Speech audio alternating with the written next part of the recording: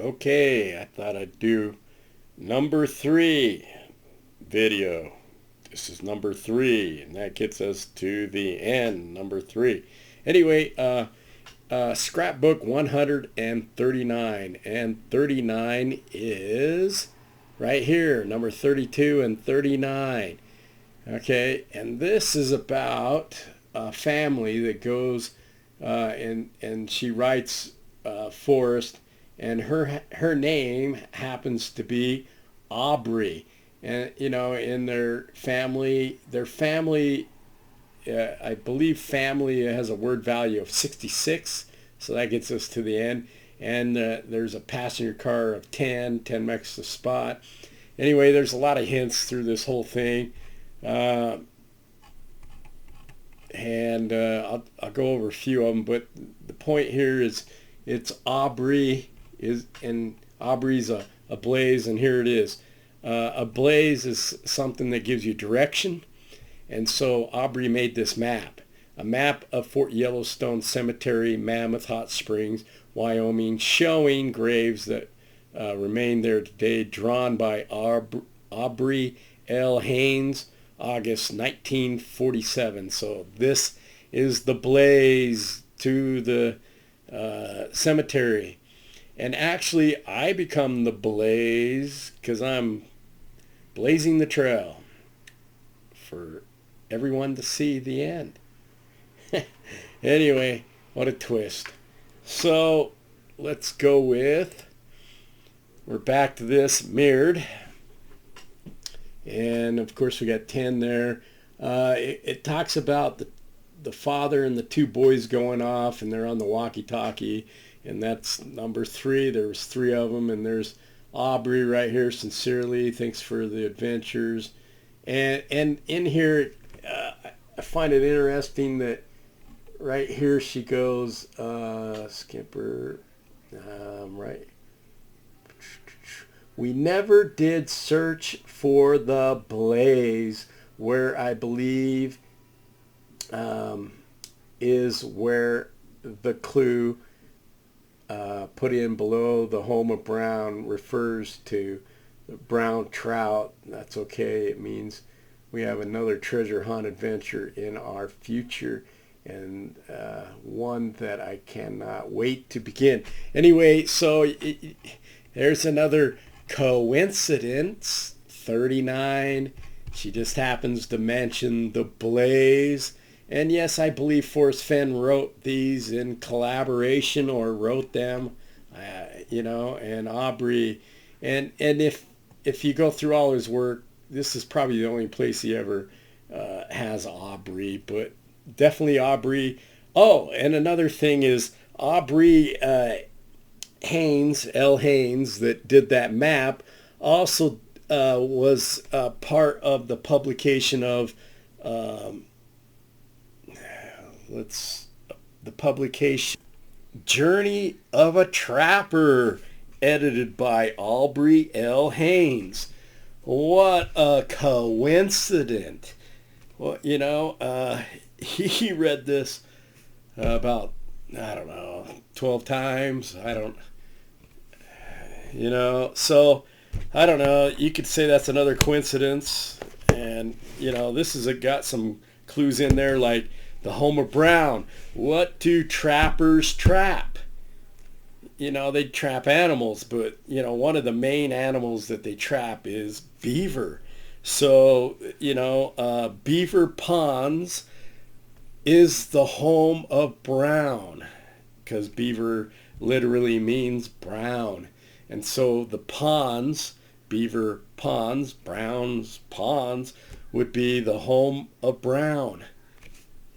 So, there's plenty of hints to that too, I mean, he talks about the cow, and the cow's name, I believe, some Brown. It talks about the tail being gnawed on, and anyway, it's just, there's lots of subtle. Subtle's a clue too. It has a word value of 79. So, lots of clues. Anyway, this scrapbook is scrapbook 140, And I guess you could add up 1 and 4 would give you 5 for the end. But, I think he does this skiing across thing. And the key words is they're skiing across this pond here. And the key words across a 3-foot deep pond. So 3 takes you to the end marker right here. And it gets you across to the other 3 on the other side. So, wow. And then down here it talks, if you're wise, many tried, about half made it across. Others were wise for trying. Others were wiser for trying. Anyway, and then it talks about, it's hard to smile and her lips and eyes were frozen shut.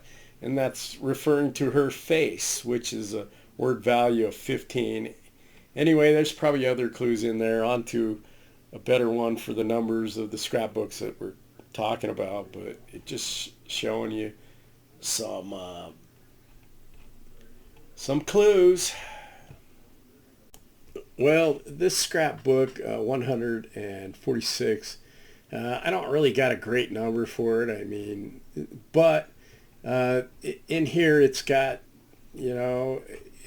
it's got these ducks. There's 3 of them, and that's kind of an oddity. Who knows?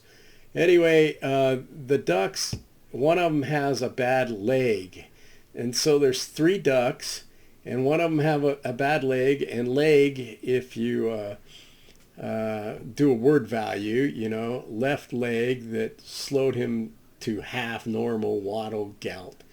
Anyway, so leg is 24, which is an omega. And, they were 3 inches tall when he purchased them. So there's another 3. So there's 3 ducks and 3 ducks, omega, omega. They're 3 inches tall. I mean, these are some definitely hints to 3.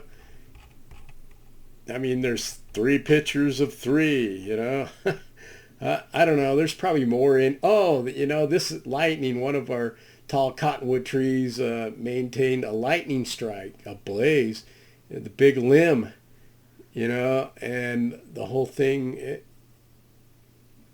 Anyway, there's other ones like millisecond is one. The word value for millisecond is 115, which would be 15 at the end. Anyway, I don't know, but the thinker, and it's 3 ducks again, and I guess you could watch this image. But I'm going to the next one. That one, it isn't that much, but there are great hints through the whole thing, So. Well, this is a great one, 166. So we have 66. We got 66. And another thing, the poem's telling about the life of Forrest Fenn, him being born, and it takes you all the way to his death. Another, he uses multiple things. Like this is where he was shot down once in Laos, and then he was shot down here, and these are the 2 times that he was shot down, and he takes the pepper spray and puts a circle around him, so, My War for Me definitely describes this area too.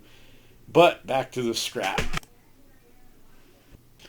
Okay, so we're at scrapbook 166, and, this one has some great ones like rocks is 66, and that's a grave that he's doing, graveyard logic. Anyway, and then down here Fred has a word value of 66, and there's 33. Fred is 33, and he misspells Fred, and that gives us a hint. It's a word value of 33, and here's 33, 3 and 3, or 33, and that's given as a hint there. And the blossoms, like the blossoms started falling from a nearby cactus. So, it's a flower. Flower has a word value of 79. Anyway, Fred. Anyway, so let's look at the book. So we have the book here, and instead of graveyard logic, it's called divorce logic. So, I changed that. And this chapter 11, and, the other one is Scrapbooks 166, graveyard logic. And Angel is 39. Angel, that was her name. I called Angel. Anyway, and she's the Blaze. Fred. And there's 399. And spells the name wrong. And there's all sorts of clues through here, but rocks are 66. And anyway, that's a quick review of why this one's an important one, because 66 gets us to the end. And one of the ends, and there's 2 omegas. So anyway, we have Scrapbook 179, and 179 is important because in the poem there is 166 words. But, 79, he hit it when he was 79 or 80. He's always one number off, and that counts too, because, when he was out shooting for birds, he could only get 4, and so he'd replace it with another. And so, his sight was a little off. You can, a lot of these numbers, you can be just one number off, like 65 could be 66. It just depends how he's playing his game. You have Scrapbook 179 right here, and it's talking about writing skills, and it goes through this. But the key is right down here is I'm frequently criticized for where I put my commas. My reply is that I don't want to use anybody's book writing rules. It is my prerogative as the writer to decide when I want to read, the reader to pause, not the readers, and certainly not the critics. McCaffrey was known to write a story and then go back and remove all of the commas. So what's this got to do with it? It's an important thing because there are 13 commas in the poem. And in order to get the clues right in counting and getting the right things, you have to count the commas. And he says that he removed them all, but in actuality, you have to do opposite of what he just said. The commas are very important because if you remove them, you get the wrong number. So you have to count the commas. And I'm just going to go on to a couple of others. I mean, he covers this in quite a few places, but I'm going to cover a little more, go down this comma rabbit hole. Okay, going along the comma things, if we go to me and Dizzy Dean in Once Upon a While, and actually right here, this is on page 176, which would be 15, and that gets you the treasure. There's in its time in the thing, and here's his chest, and it has a bird and a bird, and they just happen to be red birds for the throat of the 5-year-old, and birds comes out the 33, so bird, and the chest right here, and Time magazine, and all sorts of great stuff here. So that's that. But this was added in the revised, and revised is red, and it happens to be his 3rd edition. So 3 gets you to the end, and revised gets you red, and the patterns on the front here. But neither here nor there. But the thing is this particular chapter ends on 179. So, with that Scrapbook 179, and then it goes, I've been criticized for the way that I write and use words. I say too much, mix verb sentences, use commas wrong, and I can't spell. I just read through my story above about Dizzy Dean and removed all the commas. I feel good. Maybe just go get myself another Dr. Pepper, and Another Dr. Pepper comes up to 179 for word value. Anyway, there's so much. I mean, the guy was putting clues everywhere. Anyway, but that's not the end of it, because then it goes right here. It goes, we want to thank. We also want to thank Jessica Jenkins, who fought bravely with the author about where the commas were supposed to go while correcting his verb tenses. Despite suffering a little battle damage, she is our heroine. Okay, so I'm just, and there's some other scrapbooks talking about, punctuation. And so punctuation is important in figuring out the clues. Okay, we're on scrapbook 180. Like I said, he hit it when he was 79 or 80, so this is 80 right here. And this is about a golf tournament he goes to, and there's 6 balls there, and I'm sure there's some great ones, but what I get is I'd have to, the unfortunate hiccup. And I think if you do hiccups, it comes to a word. But let's look at the book. Okay, so this is the book, and from the scrapbook. And the unfortunate hiccup. If you go hiccups, because he has the hiccups, because it's not just one usually. But anyway, that'd be 79 a word value. Anyway, like, here's another one. I went home, and home is a key to a lot of chapters, and it usually comes up to 79 one way or the other, and this one missed it by 1. And happy, there's a lot of happy, and that's 66, because you're going to be happy when you find the end number. Anyway, it just happens to be chapter 15. And so, I don't know, not a lot there, but either way, there's some number and word values.